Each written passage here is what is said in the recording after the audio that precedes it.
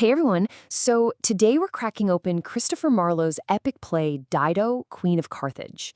On the surface, it's a classic tragedy, right? A story about doomed love that ends with a queen's suicide.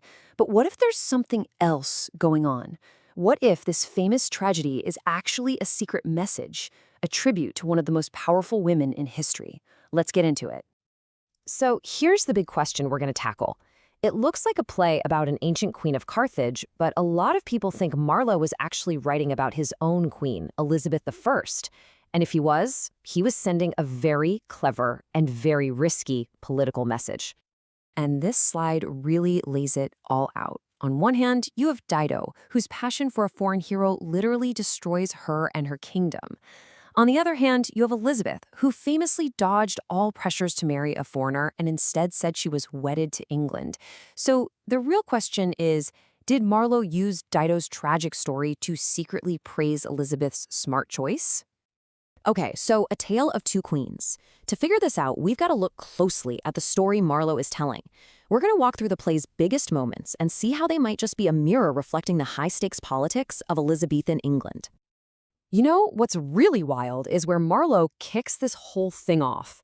Not on Earth with our main characters, but up in the heavens with the gods. And Jupiter, the king of the gods, is completely distracted by his cupbearer. The whole story only gets going when the goddess Venus storms in, freaking out because her son, Aeneas, is about to die in a storm at sea.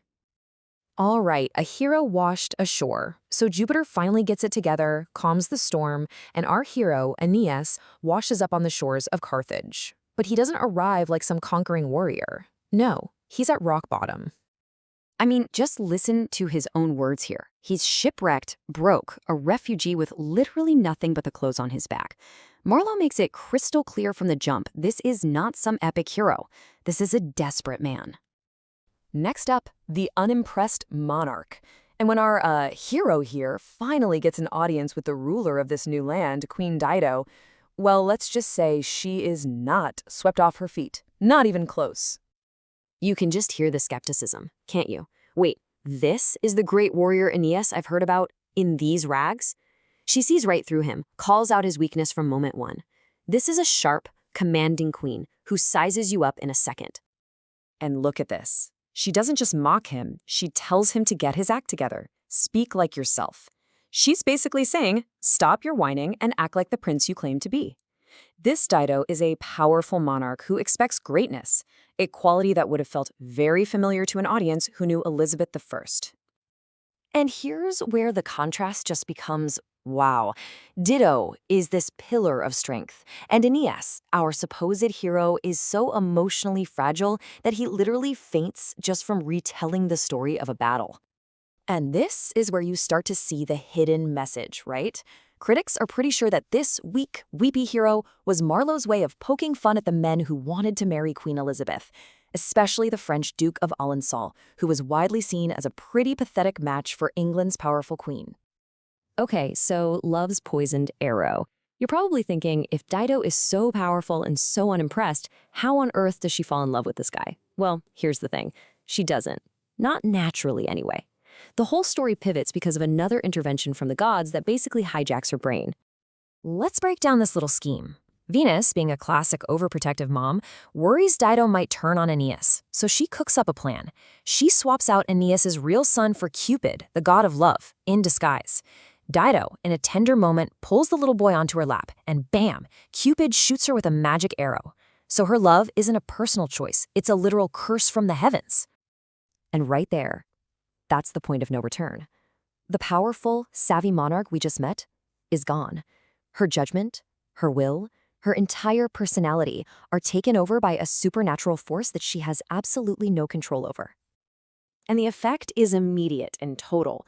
She's literally yelling at herself for never noticing how handsome he was, completely forgetting that just a few minutes ago she thought he was kind of a mess. The magic has taken over, and the tragedy is officially underway.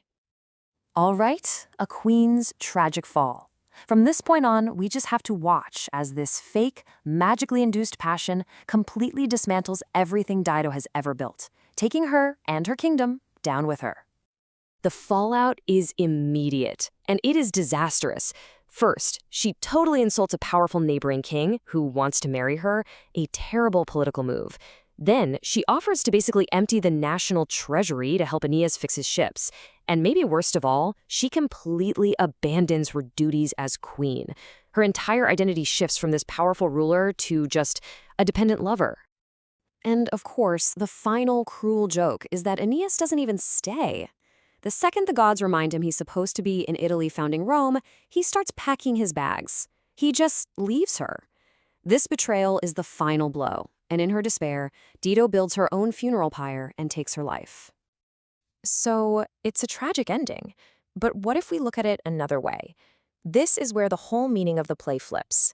This is where her tragedy becomes Marlowe's secret tribute to his own queen. Now, the key to unlocking this is a literary idea called the negative exemplum. It sounds fancy, but it's super simple. It's just a cautionary tale, a story that teaches you a lesson by showing you the horrible consequences of doing the wrong thing. And Dido's story is a perfect one. And this is the absolute genius of Marlowe's tribute. He uses Dido's tragedy to highlight everything Queen Elizabeth did right. Dido's ruin becomes a warning. This is what happens when a powerful queen marries a weak foreigner. This is what happens when passion comes before duty. By showing Dido's tragic fall, Marlowe is actually celebrating the strength of his own queen, who resisted those exact same pressures and always chose England first. And that leaves us with one final big thought. Was Dido, Queen of Carthage, ever really a tragedy about Dido at all? Or was it a political tribute disguised as one? A play that holds up a fallen queen to better show the triumph of the one who refused to fall. By dramatizing the destruction that comes from a bad marriage, Marlowe may have been giving his own queen the ultimate and most dangerous compliment of all, celebrating her for making the choice Dido couldn't, the choice to put power and England above everything else.